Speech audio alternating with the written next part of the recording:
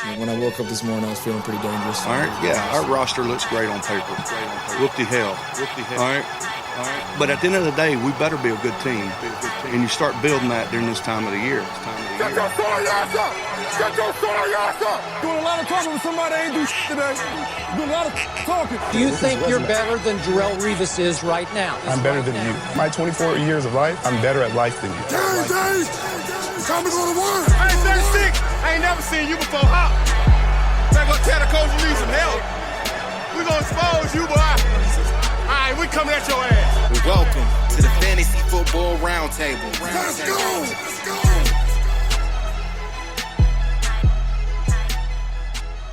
What's going on, ladies and gentlemen, and welcome to another episode of the Fantasy Football Roundtable Podcast, proud members of the Full-Time Fantasy Podcast Network. You can find them at FTFPodNet on Twitter. You can find me at SportsFanaticMB on Twitter. And you can find my co-host for the day, Mr. Matthew Fox, at Nighthawk773 on Twitter. We are one of a ton of great podcasts that are associated with this network, some of which are Jim Day of FF Champs, Adam Ronis and Dr. Roto from Sirius XM Radio, Bob Lung of the award-winning Fantasy Football Consistency Guide, Dwayne McFarland, Blake Sullivan, and a ton of others, and you can find all of us on FullTimeFantasy.com, your one-stop shop for all your fantasy news, advice, and strategies. We are also excited to be partnering with ExpandTheBoxScore.com. You can find them at XTBoxScore on Twitter. They have some of the best stats in the industry on college football, which is extremely hard to find legitimate stats. They have them all, some of the best you can find. They also have stats on baseball, NFL, and basketball. Stats are on the way. Just $15 a year for a full membership, and if you use our code ROUNDTABLE, you will get 10% off of that. It is well worth it. If you guys follow me on Twitter and enjoy the college football stuff that I put out there with all those stats, that is where I get them from, that website. It is well worth the time if you want to become a better fantasy player and see the stats side of the industry. I would suggest you guys check them out. You guys just heard the new intro there. Let me know what you guys think on Twitter. I'm excited about it. We'll be running with that from now on. Got a little bit of Freddie, a little bit of Baker in there. You know, those are my guys. Hopefully Freddie lasts longer than a year. But that's the new intro, so hope you guys like it. For today's episode, as I mentioned, Matt will be joining me. We're going to do just a little bit, just a nice, easy episode today. Rough weather in Colorado. I've been on vacation, been kind of gloomy outside, though it's actually a pretty nice day in Texas today. Cold, but at least the sun is out. So just a nice, easy episode from us today. We are going to jump in and preview the Thursday night football game. We will then talk about all of the big trades that have gone down here before the deadline and just talk about each one of them from an NFL and if there's really any fantasy stuff, fantasy perspective, and then we will finish it off with giving you guys our talks on the Browns and Broncos misery fest that will be on this Sunday. So with all that being said, let's jump Matt in here and let's talk about those topics for Thursday.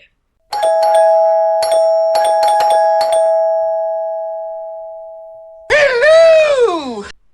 And we've got Matt with us. Matt, how you doing today? How's everything been going the past couple days? It's going pretty good. We're coming out of the deep freeze. It felt like I lived on Hoth for most of the first part of the week, but it's also supposed to get to 38, 39 today, so a little better for trick-or-treating. I got my old man mask and my bag of candy to give to preschoolers, so ready to go.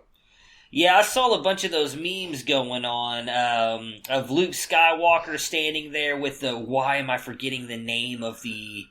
Tauntaun. Yeah, the Tauntaun on Hoth, and there's like people in Colorado right now like, hey, let's go get some ice cream, just like surrounded by snow and all this stuff. So yeah, as you know, my parents live up there, so they've been dealing with it too. It does not sound like it's been a lot of fun for you guys, and I'm over here complaining about it being like 40 degrees, but like the sun's out shining. Like, if you didn't know how cold it was in Texas right now, if I were to take a picture, you would think it'd be a beautiful day outside, but yeah. Not been fun for everybody. I'm hoping it warms up though too, so I can take both the kids trick or treating today. Is I know that they've been looking forward to this for like weeks now. We went and got my son his costume. I don't even know. It'd have been almost a month ago now, so he has been waiting for this day for a long time. So I'm hoping it warms up a little bit so that we can go trick or treating. All right, let's see here. So, as I mentioned earlier in the show sheet in the intro, nice easy day for me and Matt today. We're going to jump in and we're going to do the Thursday night preview really quick, and then we'll move on to our other topics. We eating all day, bro.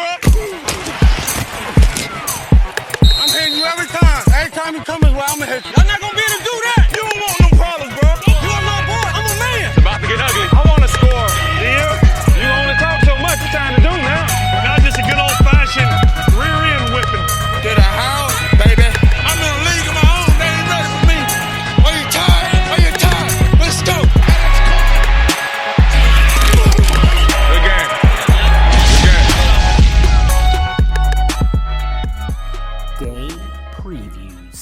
So for Thursday night, we have what I'm hoping is going to end up being a good game, but I really don't think it's going to be. You got the Arizona Cardinals and the San Francisco 49ers. San Francisco likely will continue to be unbeaten after tonight.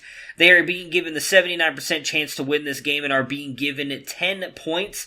So we'll start on Arizona's side here, as there's likely not many you're going to be playing from here. We know Kyler Murray is obviously going to be in at quarterback. David Johnson has not been ruled out as of yet, and we do know that Kenyon Drake will be on a managed workload. So if you have DJ and Kenyon Drake, are you throwing either one of them out there tonight, Matt? No, my Cardinals analysis is going to be simple. I would not play anyone on their team. It's a Thursday night game, not likely to be very great. We saw what they did to a better Carolina team last week, 51-13. So I'm not interested in any of the Cardinals. Somebody probably will have a decent game, but I'm not rolling the dice on a Thursday night. The Cardinals don't block very well. We had wondered if Kyler Murray was going to live earlier in the season. Nick Bosa, I think, was NFC Defensive Player of the Month for October, and I think he's going to end the month pretty strong, as will the rest of them. We saw what they did to a better Rams offense in Los Angeles. So I have no confidence. David Johnson hasn't been ruled out, but as Schefter said this morning, he is not likely to play. Kenyon Drake's been there for a day and a half, and I would wager the air raid is somewhat significantly different than what he was running in Miami. Yeah. So, I think you're going to see Zach Zenner. You're going to probably see some Alfred Morris. You're going to see Kenyon Drake. None of that. This is 2019. None of that makes you excited. Yeah, I think for me, the only person I'd even be willing to throw in a flex spot would be Christian Kirk, and I'm not even that sold on him. We talked a little bit about the 49ers and their defense on Tuesday's podcast. That secondary is no joke, and I do think Kirk could have a decent game here just by how much he gets targeted by Murray. But I'm with you. If I can avoid it, I'm not putting any Cardinals in my lineup for tonight's game. On the 49ers side here, really outside of Sanders, who we'll talk more about obviously when we get to our trade segment, I don't feel comfortable starting anybody in the receiving. Well, Kittle. Obviously you're throwing Kittle in there, but wide receiver-wise, Sanders is the only guy that I feel comfortable playing. Are you with me on that, or would you bench Sanders tonight? I think Sanders is a flex option, especially with all the teams on a bye and injuries. He did get a touchdown. They did try to put the ball to him last week, and as we talked about earlier, it's not a big offensive scheme change. I also think if you're in a deep league and you're looking for a boom or bust home run option, that would be Deebo Samuels to me, because last week we saw him, especially if the game gets out of hand and they start trying to get tricky. One of the things that's working in the favor, I think, of the receivers is Breida and Mostert are both banged up and questionable, and while I think that gives a huge lift to Tevin Coleman, who I'd say is a solid RB2 with upside, I think it may also give a little bit of a boost to the receivers. I mean, we saw Samuel's touchdown last week, I believe, was on an end around. So, they're kind of a creative, fun offense. I even think, given how crappy the secondary has been at times for Arizona, that Jimmy G might not be a bad deep quarterback league play. Interesting. I think if you're in a super flex, he's in there. I'd be in regular one. Would you start him in a one QB league? Either one of them, him or Murray? No. Okay. 2 QB or super flex. Actually, I'm not sure I would want Murray even in super flex. I love Kyler Murray. I have him on a team. I've been starting him for a few weeks, but we saw. Last week, Kyle Allen came in having never thrown an interception as a starter and just got destroyed. Yeah. And the Cardinals they don't have a good line. So, that I think is going to take away some of the rushing opportunities for Kyler Murray. And we haven't even seen him run a lot in the last couple of weeks to leverage that up. He's struggled. He struggled a little bit against the Saints last week too. It wasn't a great play. And I think this potentially even worse. Yeah, so I'm pretty much with you on everything you said there, too, on the 49ers. I mean, Tevin Coleman is a lock and start. You're not even thinking about it. Emmanuel Sanders, I think he could have a better game, especially with as bad as the secondary is. One thing that does worry me about Sanders, is who Patrick Peterson is on most of the times. We obviously know he can be very good. It does seem like he's been playing on his side more than shadowing people here the past couple years. But regardless, if Sanders ends up on his side, I would be a little worried about him, but I can't imagine you're dropping him anywhere below a flex option like you said. So he's got to be in your lineup. We obviously know Kittle's going to be in there. I like the Deebo Samuel call. I don't know if I have the balls to start him, just because I feel like he's had a good game here, then a bunch of bad games, good game, bunch of bad games. Now, this would be the game to have a good game, as bad as this Arizona Cardinals defense is. But if I had to choose, for me, it would just be Coleman, Sanders, and Kittle. I don't think I'd feel comfortable starting anybody else, or really would have the courage to throw in anybody else from this game in there. So with that being said, except for the 49ers defense special team. That's a good play. And for Samuel, I'm more thinking like you're a 16-team league with 4 teams, 4 decent offenses on a bye, and all the injuries piling up. You could do worse than putting him. At that point in time, you're looking at your flex options like Grimm. So you might settle for Oh, yeah, I agree with you. And, on the 49ers defense, I think they're the number 1 defense this week. I know the Patriots have been on fire, but they get the Baltimore Ravens, and with Lamar Jackson and how dangerous he could be, they could put up some points. So, I think San Francisco easily the top defense this week. Since you're never on with us on Fridays, we're going to get a pick from you. Who are you picking tonight, the 49ers or the Arizona Cardinals? I'm going with the 49ers. I mean, you said they had a 79%. I would give them a 99.9% chance of winning this game. All right, buying all into them. I don't know if I go 99, but I do think it's definitely at least a 90% chance that they win this. I'm taking the 49ers as well. Prepare for glory! I want to know if you got your popcorn ready. If you got your popcorn ready. I came out the womb, I was ready. And he's hit the end zone for an unbelievable touchdown. I would be honored if you played football for this team. Throw it up above his head. They can't jump with me. Golly. Oh, they tackle him at the 40-yard line. Who can make a play? I can.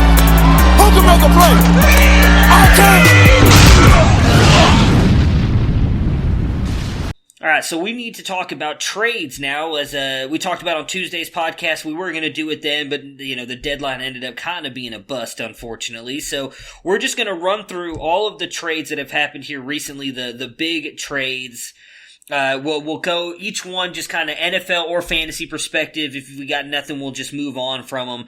Cause really not a lot compared to what we've seen, at least offensively, the past couple years. We've seen a bunch of big offensive names move that could have changed things here and there. Not a lot of that this year.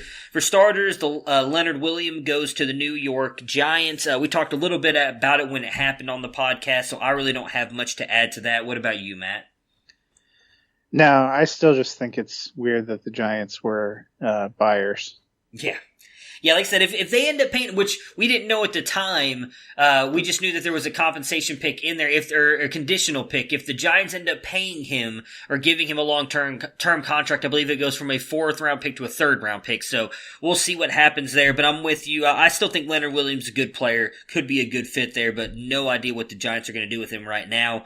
The first offensive one we have on the board here, obviously Kenyon Drake. We talked about it a little bit. Let's dive into it a little bit more now. We already talked about, obviously, we're not going to see a lot of him this or tonight. Even if we do, it's going to be a little bit scripted. He's only been with the team for a couple days. But moving forward, what do you think Kenyon Drake's value could look like? We still haven't heard much about DJ. We know Edmonds will be out for at least a couple weeks. We don't know how serious DJ's injury is. What are your thoughts on Kenyon Drake landing here in Arizona? I still think for fantasy, it's a disaster, both for people that were holding on to Drake, hoping he was going to get to a better situation, and for people who have the Cardinals backs. Again, the Cardinals play the 49ers tonight. They also play them in 2 Sundays. So that's a brutal stretch. David Johnson potentially coming back. You don't know what's going to happen with Chase Edmonds. And the Cardinals, for as much as we've hoped they were going to be a high-volume offense, we haven't really seen that consistently. So I don't really get it. And if it's a 1-year rental, I don't really get a team that's kind of in rebuild mode, shipping out draft capital to pick somebody up. For Miami, I get it. They're just trying to dump salaries and get draft picks. They're totally looking ahead to the future. I thought it was a weird trade of all the spots where Drake might potentially have landed. This felt like a weird one. Obviously, they're kind of desperate this week, but it is what it is. I just don't think it's going to be a big fantasy benefit to anyone. Yeah, I'm with you on that. On Dynasty Leagues, I still think I would hold on to him. We know he will be a free agent after this year. I can't imagine he signs back with Arizona, and I would say a 99% chance they're not going to franchise tag him. So he's going to be a free agent, could end up somewhere where he can finally get the workload and everything we've hoped we would be able to see out of him the past couple years. On Miami's side, who traded him away, I know we've talked about it a little bit, just want to throw it back out there in case you haven't listened to the past podcast. Me and Matt both think Mark Walton has flex-worthy upside RB2, but more likely going to be a flex play every single week the rest of the season, being pretty much the workhorse back there in Miami. Do you have anything you want to add on the Mark Walton side? No, and he gets a great matchup this week because the Jets have not been very good. Yeah. I'm actually playing him as an RB2 in my Vampire League. As am I. I've got him. I was just setting my lineups right before you called me, actually. So I've got him going in still have a couple more lineups to go through, but I've got him going, I think, in 3 or 4 leagues right now. So I do agree with you as well. He's got a good matchup. The next couple trades are all pretty much non-relevant to fantasy, but we'll go through them real quick. Jannard Avery from the Browns to the Eagles for a 4th in 2021. I personally hated this trade. I thought Avery has a lot of upside, and I'm not 100% sure why the Browns traded him away. Do you have any thoughts? I think Eagles get a steal here, by the way. I think he's going to clearly outproduce this 4th-round pick next year, or 2 years draft, technically. You have any thoughts on this trade, Matt? It's just kind of weird. Everybody was waiting for the Eagles to improve their secondary. Yeah. And the one trade they make isn't a secondary player, but, they must have a vision. Be interesting to see what he does. The Rams got Jalen Ramsey from Jacksonville for 2 1s and a 4. We knew that coming. The next trade, I'm going to bring it up because I feel like that had something to do with that trade. And Marcus Peters getting shipped to Baltimore for Kenny Young, which I thought Kenny Young, great young linebacker as well. So to get him back, I think is good for the Rams. They obviously got Jalen Ramsey, and they traded away, my goodness, Aqib Talib. Aqib Talib, yes, to Miami as well, which, as you brought which was up, really for Jalen Ramsey because yes, he's an IR player. It's kind of just a salary dump. Yeah, go ahead and touch on that because you're the one who brought that up to me. So go ahead and explain everybody that move and why they did that.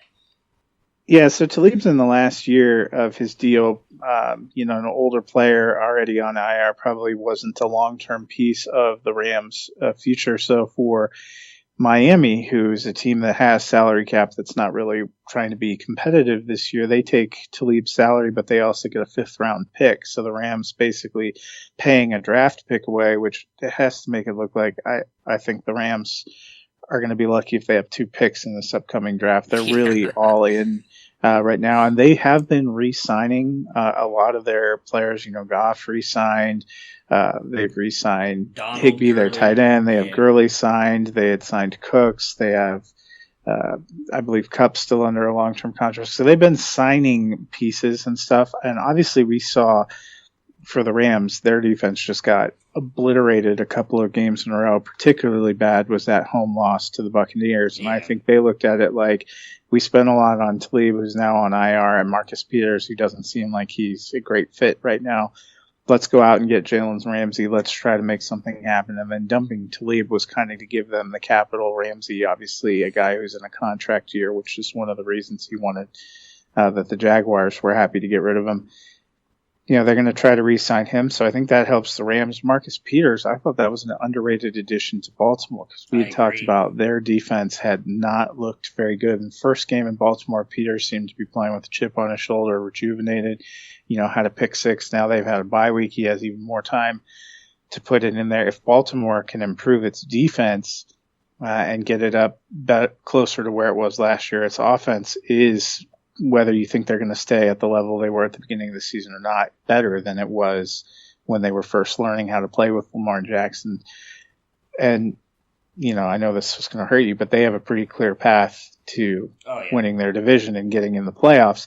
So I thought it was a really savvy set of moves for a couple of teams. What was interesting was that the Peters trade went first, and people are like, oh my God, what are the Rams doing? And then you see the Ramsey deal. So it's kind of that cascade where I think it helps really three teams. Now the Rams can focus on Ramsey and have a corner piece in their secondary. The Ravens needed to do something to spark their defense. They seem to have done that. And Miami collects a draft pick.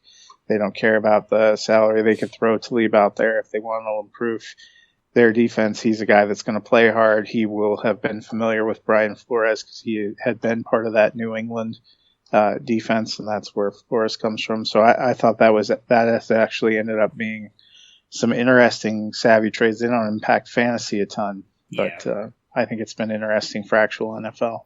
Yeah, that I'm with you on that. Like when you were talking about Miami technically buying that 5th round pick, exactly what John Dorsey did with the Browns a couple years ago and taking Brock Osweiler, and they pretty much paid.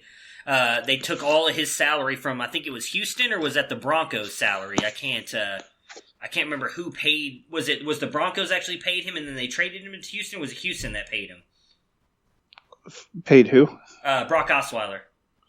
Oh yeah, Houston paid Brock Osweiler, Gotcha, okay. and when they shipped him to to Denver re-signed him after he got cut. I think he went to Miami too. Yeah, well, Cleveland took him after, and they took on his salary, for the 2nd round pick. That's what I was saying. They did pretty much the same thing Miami did. They were the first ones that did it. So I agree with you on the Miami side. For Baltimore, like I said, I liked it too. They really improved their secondary. They're trying to improve that defense. It was actually interesting. If you go back and look at Marcus Peters, every time he's been traded to a new team, in that first game he gets a pick 6, which I thought the first time with the Chiefs, the Rams, and now with the Ravens as well, which is pretty amazing. He's a very good cornerback. His problem is he either makes a big play or he gives up a big play. I think it's his biggest issue. And we saw that a lot with the Rams. They get a guy in a lockdown cornerback in Jalen Ramsey, who obviously with the moves they're making, they're trying to find a way to pay him. He's going to be a great addition for that defense. I agree with what you said. Not a lot for fantasy there, but NFL-wise, 3 teams, 3 good moves, and improving all of them. Like I said, I really like Kenny Young as well. I think he's an up-and-coming linebacker that could really help out that linebacking core there in Los Angeles. The Rams also added Austin Corbett from the Browns for a 5th round pick. I don't know really much about this one. I know the Rams offensive line has been struggling. Corbett really did nothing in Cleveland. I would think says a lot about him and the fact that they shipped him out having their own offensive line issues as well. But maybe he just needed a new change of scenery. Hopefully he turns it around there in Los Angeles. I don't think much for me there. What about you, Matt? Yeah, same. I think the Rams just need depth in players. They've had some injuries and some inefficiencies, so see what happens. All right, these next 2 actually have some fantasy relevance here. We obviously know Mohamed Sanu went to the Patriots for a 2nd. I'm not really sold on this being a big move. I really feel like, I know we've talked about a lot, the Patriots really seem to be more run-heavy than anything this year. I think it's going to be all Edelman, and we've even seen Dorsett now with Gordon being on IR. He's not coming back likely to the Patriots. I think it's really going to be Edelman and Dorsett. I don't see Sanu bringing a lot of value this year. Maybe next year. We do know he's on I can't remember how long his deal is, but he'll be with New England for a couple of years now. So maybe next year he takes more of a step forward, but I don't see much for him outside of maybe a low-end wide receiver 3. What about you? Yeah, that would probably be the max upside, and it really felt like a radical overpay for kind of a middling older receiver. Yeah. A 2nd round pick, especially, a lot has been made. The Patriots maximize their value, and they've made more out of 2nd and 3rd round picks than a lot of other teams. So pretty high draft capital, considering the team. For a guy, the move made no sense when they did it. It made a little more sense when they announced Gordon to IR. Really makes you think they don't have any plans to integrate N'Keal Harry in any kind of meaningful way this year, even if he comes back off of IR, because the slots are kind of getting filled up. Yeah. Just an interesting thing. The Patriots, their wide receivers, this entire year has been a real roller coaster. I think this is the most unsettled and the most high name talent that you've seen cycle through. We talked about this a little bit. They've run through Antonio Brown, Josh Gordon, who's definitely not coming back. They basically, when they put him on IR, have already noted that when he's healthy, they're going to release him next week, I believe. Yeah, I'd be curious to see if he goes anywhere. Curious to see why they they seemed to invest in him and stuck with him even when most people didn't think he'd ever come back to play. I didn't think he had played particularly bad. You hadn't heard any rumblings about off-field behavior. He, by his reaction on social media, seemed also surprised that they were cutting bait with him, and to cut bait with him and blow a second-round pick on Sanu, who had, he hadn't done anything with Atlanta. So I don't know. It's a weird move. Yeah, so let's stick with the Patriots side first, then we'll move on to Atlanta. On the Patriots side, you obviously talked about N'Keal Harry. I'm with you. I feel like maybe we see something later in the year, but I think the move for Sanu kind of makes it they're sticking with those top three that we just talked about, Dorsett, Edelman, and Sanu. So I'm not expecting much out of N'Keal Harry. Obviously, if you're in a dynasty league, you're holding on to him. They picked him in the first round. He has upside. We'll see what happens with him next year, but this is probably going to be kind of a lost year for him. On the Gordon side, I'm with you. It's going to be very interesting to see where he goes. There were a lot of rumors I saw that they just didn't trust him off field. Now, I don't know if that meant they thought something else might have happened. We obviously saw really last year leading into the playoffs, there was no rumors or hints about anything going on, and then just one day Gordon was just done again. It was one of those, hey, we're done. I had an issue off field, the drug test stuff or whatever, and then he was out. So maybe we're going to hear something like that again here soon. I don't know, but I did hear a lot of talk on different radio stations that led to a lot of it, that they just couldn't trust Gordon. We do know that is a big deal with Bill Belichick. So maybe they just want to get rid of him because they don't want to deal with it anymore. He is a very talented wide receiver. I don't know if we ever see out of him what we saw that 1 year in Cleveland. Again, it just doesn't seem like he's ever going to get back to that. I still think he's got wide receiver 3 upside. Would you agree with that? Yeah, and I think that may be really the case. Maybe they were looking around saying, if what we're going to get from Josh Gordon is the same as what we could get from a Mohamed Sanu, and we know that Mohamed Sanu is less likely to come unhinged right before the playoffs, maybe that was just we're just going to part ways. The Patriots have historically been ahead of the curve in releasing guys. Sometimes it's a touch early, but knowing the right time to move on before somebody really goes downhill or becomes a problem. And I'm not convinced there's a place that's running out to pick Josh Gordon up at this point in time, because, sometimes everybody now knows that that's the situation with the Patriots. And, is Gordon going to want to go, the teams you think might take a run at him are teams that are struggling or aren't going anywhere. Will he want to go there? Yeah, well, see, so the one thing I'll say with Gordon is I would think he's almost going to go. I guess it depends on how many teams reach out to him. If you only have like 1 or 2 teams reaching out to you, if you want to play, I'd imagine you're going to sign this year. I don't think he lets it go any longer than that, but we'll see. I believe the reports were that he can be, whatever it is, reactivated and then released week 10, and I believe that's what it is. Yep. So that is next week. So we'll know pretty quickly what's going to happen with Gordon. I own him in a bunch of dynasty leagues. I'm holding on to him just because I want to see what happens with him again. I still think he's a good wide receiver, very talented. Depending on where he ends up, could change his prospects a lot. We need to see it first. I don't know where he could go, but there's no point in dropping someone that talented just yet until we find out what happens with him.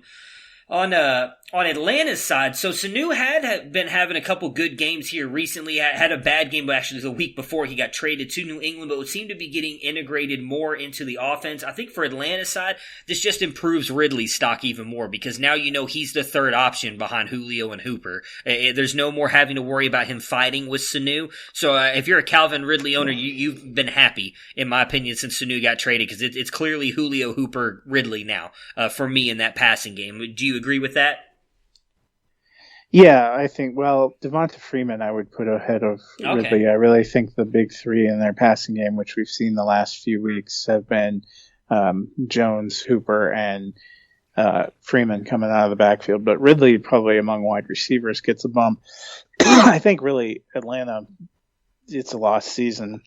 And they aren't going to be able to do anything until they improve their defensive back end and their offensive line. So collecting a second-round pick for a guy that probably isn't part of your long-term vision, seemed like a really big win for them. Oh, yeah.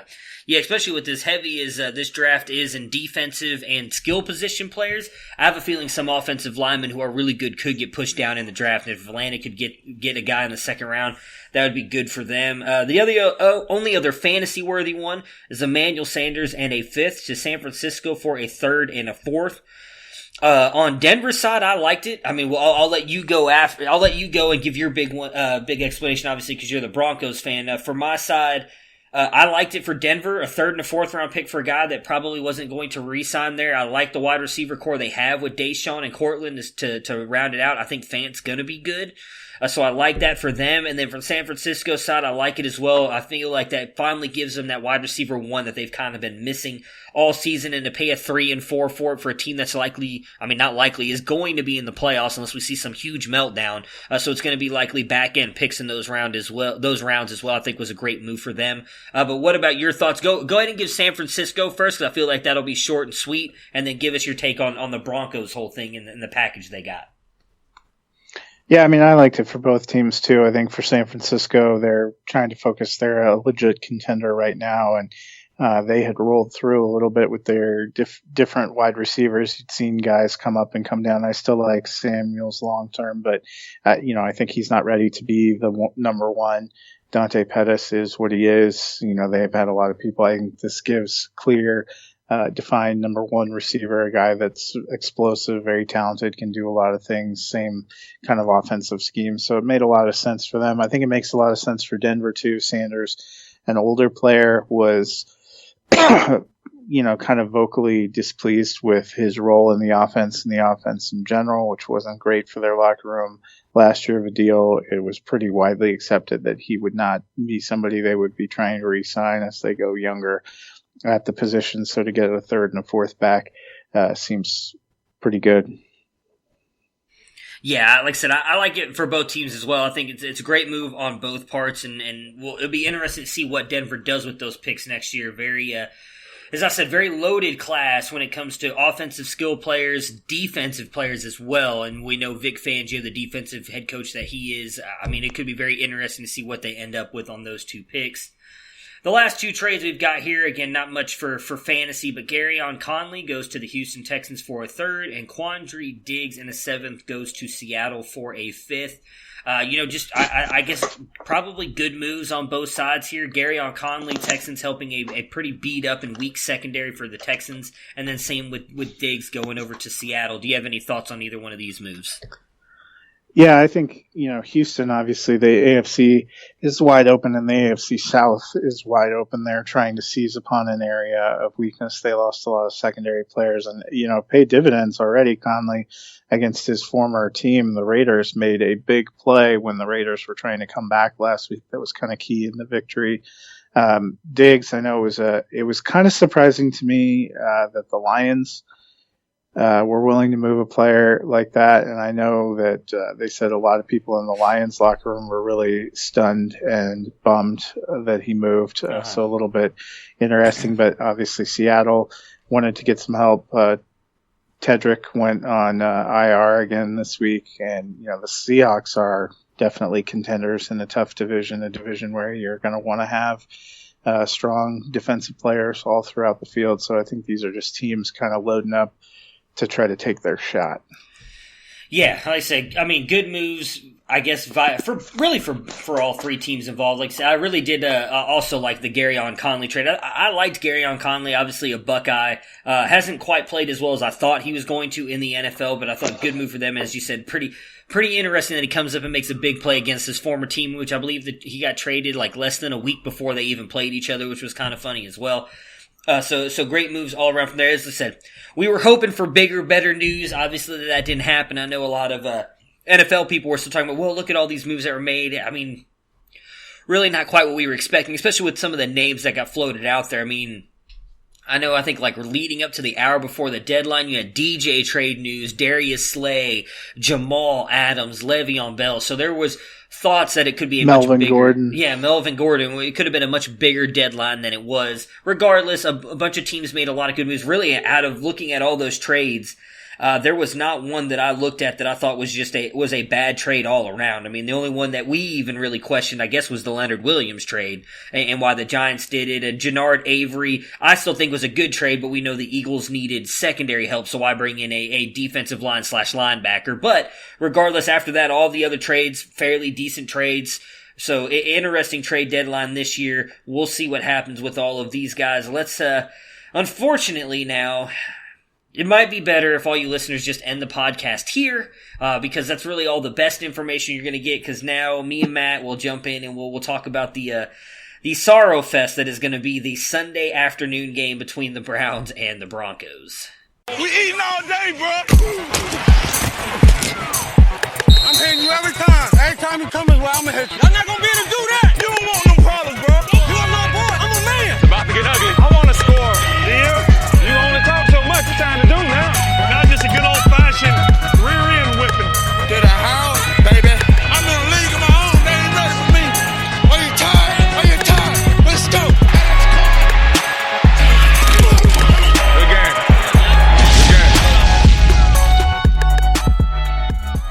Game previews. So the Browns are going in here with 3.5 points, or being given 3.5 points. This is really just the home field advantage thing for the Broncos. It's really not giving any points. They're pretty much saying it's a pick'em game. And the Broncos are being given the 59% chance to win this game. So let's talk about it, Matt. How do you want to approach this? Because I'm terrified to get my hopes up for this game. Where do you want to go with this game first? And let's just talk about what we think is going to happen. Well, I think first we have to talk about the fact that Denver's new starting quarterback, I don't know if you've looked at the official picture that's on ESPN. He looks like he just rolled out of a Zoolander sequel. Oh, okay. And then you had Chris Harris. They asked him yesterday, what do you think of Brandon Allen? He said, I don't think it's fair to make judgments on a practice squad guy. I'm not going to do him like that. Which, I think Harris was trying to be noble. Yeah. But, of course, that clip, not confidence-inspiring and has ended up probably going exactly the opposite of what he was trying to do, which was not throw anyone under the bus.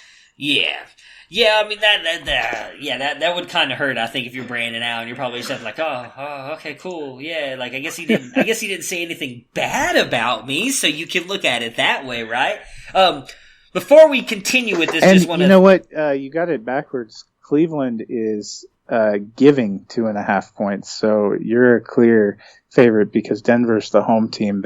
Denver is plus 2.5. Oh, okay, my bad. I was looking at that. Let me see here. I know. I had to go look it up. I'm like, I thought this morning it just when changed. I looked. Well, it actually just changed again. Well, I was looking on ESPN. So on ESPN, yeah, they're I'm being looking given at ESPN right now. They're being given 4 points, is what I see on ESPN. Let me see here. Yeah, Cleveland. I was 4. looking at spread picks and. Oh, gotcha. So. Yeah, I was just looking at the ESPN main page. It was literally just 3.5 a minute ago, and now it is 4 points. So, I mean, the funny thing is so regardless, that does say that Cleveland is favored, but then the FPI has Denver projected to win 59%. So I was like, that doesn't. I know. It's crazy. It makes no sense to me whatsoever. Nobody knows what to make of either of these teams because, it's been total. I'm sure you feel somewhat similar, but it's been total Jekyll and Hyde act for Denver because I had hopes going into the beginning of the season and they looked abominable at times in the first 4 weeks, and then I had kind of written them off, and they go into Los Angeles and roll the Chargers, then they destroyed the Titans, and I thought, hey, this team might actually be poised to do something, and they just get flat blown out and embarrassed by Matt Moore at home on a Thursday night for Kansas City, and so I'm like, well, no, they are who I thought they were. Last week, they actually played pretty well. Jacoby Brissett after the game said it was the toughest defense he'd faced. So it's like, I don't know what to make of this team. I feel like Denver and Cleveland are going to be perfectly matched because we're both enigmatic in the same ways. Yeah. Well, yeah, that's what I think we talked about it on Tuesdays. It was Tuesday or Monday's podcast. It's just going to come down to which team finds a way to lose this game because I don't think either one of them is going to go out and win it. We've just seen Denver not necessarily go out and lose games, but just the way that they've kind of, in a way, really we were talking about it earlier in the season. There was a chance they could have been a 3-0, I think, or at least 2-0. They kind of really got screwed in those first two games with some bad calls and then the field goals. Cleveland obviously has just been giving away games left and right, like it's Halloween every Sunday for them, because they're just giving away free plays to everybody. They're throwing picks and fumbling the ball to everybody. Yeah, I mean, you got a false start every other play, so it's just been ridiculous. I think the defenses are going to be obviously what ends up winning this game. I know we talked about it a little bit more the other day. I mean, the Broncos defense has been fairly good. They struggled against the run early. Really seems like the past couple of games they've done a good job of correcting that. The Browns, same thing. They've been really good against the pass, struggled against the run. The past couple games have actually kind of held the run fairly well. So I do think that leads more to how are you feeling about Phillip Lindsay and or Royce Freeman going up against this Browns defense that, again, has been giving up until the past two games a fair amount of yards and touchdowns to the running back? Yeah, and I think, you're going to need to lean on the run. Phillip Lindsay is questionable, waiting to see what reports are going to be today, but he was limited on Wednesday with a wrist injury. That kind of makes me concerned because obviously the wrist hand injury is what ended things for him last year. Yeah. And I think he's still just a spark plug and a better athlete. It's hard to say. I would think, with Brandon Allen out there having been Blake Bortles' career backup at this point and never having thrown an NFL pass, that you guys will probably be loading up against the run, which would make some sense. Yeah. But, Denver, to me, has been an impossible team to handicap. I think you probably feel the same way about your team. Some of the losses, obviously week 1 against the Raiders just got completely blown out. Looked like they didn't even exist. And then week 2, probably should have beaten Chicago. Probably should have beaten the Jaguars. We've had 3 losses on last second kicks, which is frustrating and heartbreaking. They've struggled with some health and we still haven't seen Bryce Callahan play a single down for Denver, one of their big free agent acquisitions in the secondary. But it should be a fun game. Chris Harris was talking about looking forward to playing Beckham. And I know you guys have some line issues. It'll be interesting to see what Vaughn and Derek Wolfe, a lot of the Broncos' big defensive pieces were rumored to be traded. A lot of them seem really thrilled that they weren't, and now it's even swung the other way where Denver's talking about it has been in negotiations to possibly re-sign Harris to a long-term contract. So it's been a roller coaster of emotions.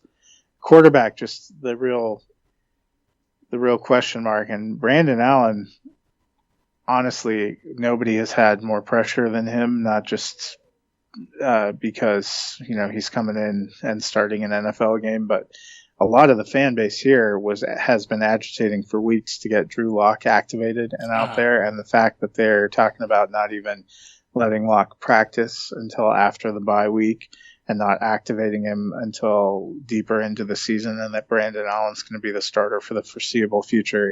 If that guy gets off to a slow start, it is going to be brutal at home. Yeah, I think for me, as you just talked about the Browns' offensive line issues, obviously that defensive line and those linebackers for Denver are scary. You still got to be throwing Chubb out there fantasy-wise. He's going to – I've said many times I think he's the best player on the Browns' offense and the guy you kind of have to build the offense through. I'm terrified to play Odell this week. We've seen Harris has locked down everybody that he's played, so I'm not expecting a big game out of Odell. I'm actually sitting him in one of my dynasty leagues. I do have 3 really good options, so I imagine you probably don't have better options than Odell, so you're playing him and hoping for a big game, but I wouldn't think it's going to happen. It's for me, I think it's, as I said earlier, it's going to come down to the defense and the running game. I know, obviously you guys have Brandon Allen, we have Baker, but I don't know if you could say Baker's been much better than Brandon Allen, even though we haven't seen anything from him, it's going to be I feel like it's going to be a very frustrating game for me to watch, because you would think going into Mile High, it's never easy to play at Mile High either. The Broncos have a clear home field advantage when it comes to that part. But going in and you're thinking, okay, the Browns defense has played good all season long. You have all these big names on offense, and you're going up against a quarterback like Brandon Allen, who is not taking a snap at all this year. Everybody looks at it as a game you should win. And I have a feeling like maybe it'll turn out like the Jets game where the Browns end up winning it, but it's not convincing at all. So I'm honestly worried about it, but at this point, something we've talked about, the Browns realistically have a shot to run off 7 straight wins here with the schedule they have. So if they really want to do that, if they want to put any kind of pressure on Baltimore, and try and win this division, it starts this week. You have to get this win in Denver. It's a team that is clearly not trying, or not, I shouldn't say not trying to win this year, but they're playing for next year now with everything that's happened with their quarterback, some of the trades they've made, injuries. Losing Chubb was huge on that defensive line. As you said, you haven't even had the offensive lineman you guys paid a ton of money to in the offseason play it down yet. So you guys are playing now for 2020. The Browns, you need to come in and win this game. You can't play for, I mean, I guess I can't say you can't play for 2020 because I feel like that's what you're playing for as a Browns fan, but you have to come in and win this game. So it's going to be interesting. I'm not at all sold that it's going to happen. I almost picked the Broncos this morning when I sent in picks, but I couldn't do it because I always pick the Browns. So regardless of whether or not I think they're going to win or not, I always pick them. So it'll be a tough game for me. I'm assuming you're going Broncos in this one. Yeah, I think I picked Denver. I feel like the most fitting outcome is going to be something like a 13-13 tie. Yeah, that would really suck. If it's 13-13 tie, just know right now there will not be a podcast on Monday because things will be broken at my house, and it typically means expensive stuff because I'm not smart when I go and break stuff. But yeah, it'll be interesting. I'm sure we'll be texting back and forth throughout the game. I can't wait. I was actually going to go up for the game this weekend, but I couldn't get off on Monday. Both my parents and my younger brother are actually going out to the game. I was trying to get up there and to go to the game as well, but since I couldn't get off on Monday, the flying up there and then flying back late night and then trying to get up and go to work at 3 o'clock in the morning was not going to be easy. So, but I hope it's a good game. I hope for our sakes it's more like a 24-27 game where it's actually interesting. Brandon Allen plays pretty good for you guys, and all around is a very good game. But if not, there's at least some good games on the schedule, so I can flip back and forth to something else. So we got that going for us. I don't even know if I want Brandon Allen to play well, because personally I worry if Brandon Allen looks good, they'll never activate Locke. And at this point in time, it's, you know, you talked about Denver, a team clearly playing for next year. They should be a team clearly playing for next year. But everything you hear out of their leadership is, well, we're trying to win games right now. We're looking at, no, you're 2-6. You suck. Put Joe Flacco on IR. Activate Drew Lock. We need to put him out there and see what he looks like, because if it looks like he's not the guy, then you need to go draft a quarterback again. If he looks like he's going to be fine, then you need to go draft all your other positional holes. I just, Brandon Allen, that's probably my nightmare, is that he comes in and looks good and then he's the starter for the rest of the season. No offense, looks like Zoolander's cousin out there, because I'm fairly confident he's not the future, but this is the team that, rolled Trevor Siemian for 2 years in a row. Yeah. So.